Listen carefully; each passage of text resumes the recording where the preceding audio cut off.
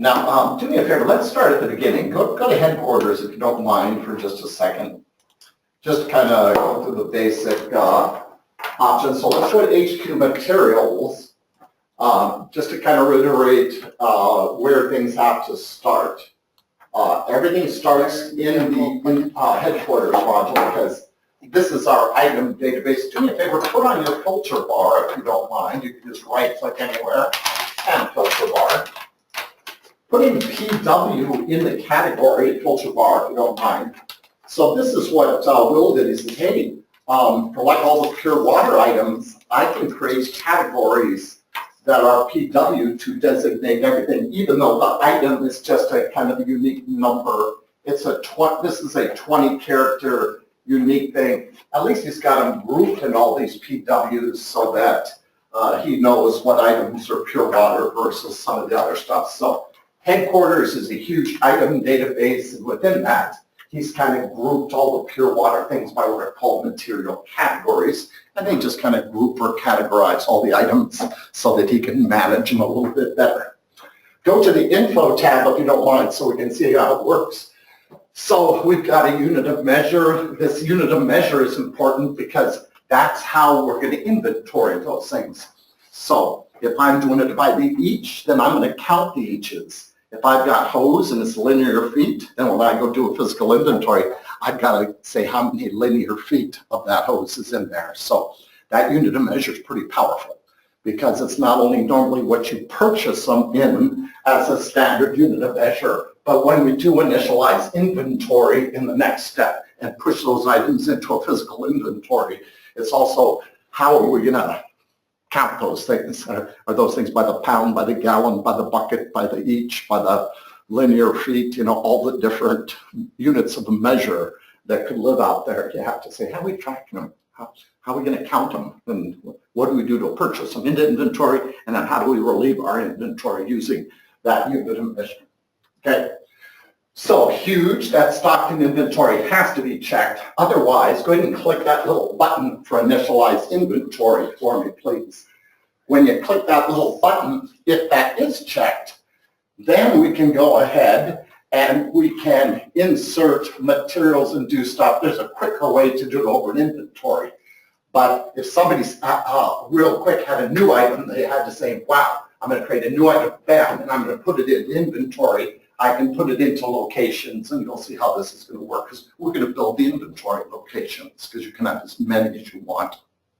Okay? But basically, headquarters and inventory, there's a relationship. Everything starts in headquarters, and then can be pushed into inventory, which is what we're going to do today. So if you have something new, it's going to be added into headquarter material. Has to. And then initialize inventory, and that pushes it over. Yep. If it's just an item for purchase orders and it's a non-stock item, it still has to go to headquarters.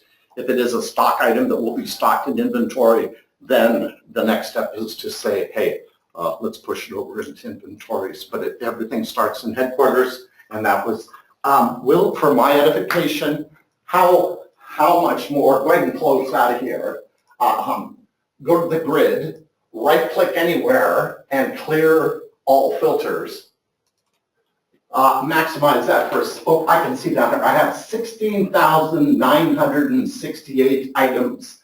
How close to being done is that? How many more items are we going to be putting in that? Do we have a lot more stuff? Because remember, these aren't all inventory. They're, headquarters materials is a combination of non-stock items for just purchasing and making the procurement and purchasing easier, and for inventory. So it's a master list of all items in the item database that can either be put into inventory or be non-stock items I can just grab really easy to do a quick PO for things. And doesn't mean I'm stocking it, but it's part of my item database. As far as implementation, I mean, we've added all the items that we're going to add. We're pretty close now. The rest are going to be added on the fly as needed, yeah. Okay. And some of them, the majority actually that will be added, there'll be a ton of them, and they'll be non-stock items. They're more vendor purchase type items. So the only thing you do in that situation is that little checkbox. If you knew you were never going to stock them, you could uncheck it. And we would want to on all the categories with HP. All the HP ones, let's uncheck. We don't want to bring those over at this time, but all the PW ones, Gotcha. I'm guessing on that one. I don't know if he may purchase some and he may keep some in stock, but I have no idea which ones those are. Gotcha. Now, one other little funky thing on here, so go to the info tab here, please. So what you do is, now this one, I've got pipe, and I normally order these by the foot. So the unit measure is foot, foot, foot. So in this one, if you went to additional units to measure, I could have conversions and stuff like that.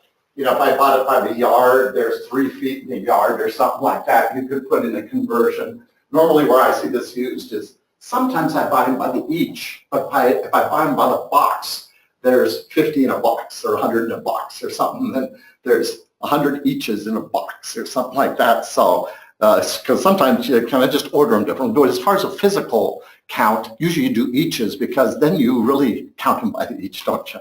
Mhm. You know, because, you know, even though you may be buying by the box of 50, you inventory them by the eaches. I got 124 left because I got 2 full boxes and 24 of my box of 50 sitting in there, that kind of stuff, you know. So that's kind of what that other tab is. So we don't want people to forget that exists, because every once in a while the guy goes, oh man, I'd sure like to be able to, you know, inventory by this, but also be able to order them by this. This is where this comes into play, where you can create a conversion, how many, you know, in that. Okay. Okay, so let's close out here. I just want to make sure everybody knows everything starts here, and Will's got a good start of 16,000 total items.